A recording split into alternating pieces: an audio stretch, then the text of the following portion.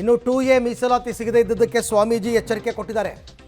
2028ರ ಎಲೆಕ್ಷನಲ್ಲಿ ಬುದ್ಧಿ ಕಲಿಸ್ತೀವಿ ಅಂತ ಪಂಚಮಸಾಲಿ ಶ್ರೀಗಳು ಹೇಳಿದ್ರು.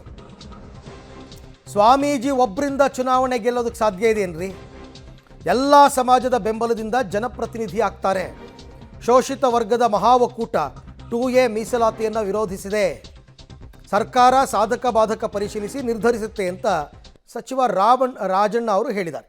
ಅಲ್ಲೇ ಮುಖ್ಯಮಂತ್ರಿಗಳಿದ್ದಾರೆ, ಅಲ್ಲೇ ನಮ್ಮ ಜನರ ಮಾರಣಾಂತಿಕವಾದಂಥ ಹಲ್ಲೆ ಮಾಡುವಂಥ ಅವಶ್ಯಕತೆ ಏನಿತ್ತು? ಈ ಮುಖ್ಯಮಂತ್ರಿಗಳು ಕ್ಷಮಾಪಣೆ ಕೇಳೋವರೆಗೂ, ಅಂಥ ಅಧಿಕಾರಿಗಳನ್ನ ಸಸ್ಪೆಂಡ್ ಮಾಡೋವರೆಗೂ ಈ ಸರ್ಕಾರ ನಡೆಯನ್ನು ಖಂಡಿಸ್ತೇವೆ.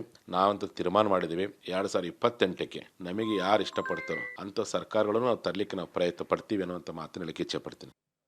ಅಲ್ಲೇ ಮುಖ್ಯಮಂತ್ರಿಗಳಿದ್ದಾರೆ, ಅಲ್ಲೇ ನಮ್ಮ ಜನರ ಮಾರಣಾಂತಿಕವಾದಂಥ ಹಲ್ಲೆ ಮಾಡುವಂಥ ಅವಶ್ಯಕತೆ ಏನಿತ್ತು? ಈ ಮುಖ್ಯಮಂತ್ರಿಗಳು ಕ್ಷಮಾಪಣೆ ಕೇಳೋವರೆಗೂ, ಅಂಥ ಅಧಿಕಾರಿಗಳನ್ನ ಸಸ್ಪೆಂಡ್ ಮಾಡೋವರೆಗೂ ಈ ಸರ್ಕಾರ ನಡೆಯನ್ನು ಖಂಡಿಸ್ತೇವೆ.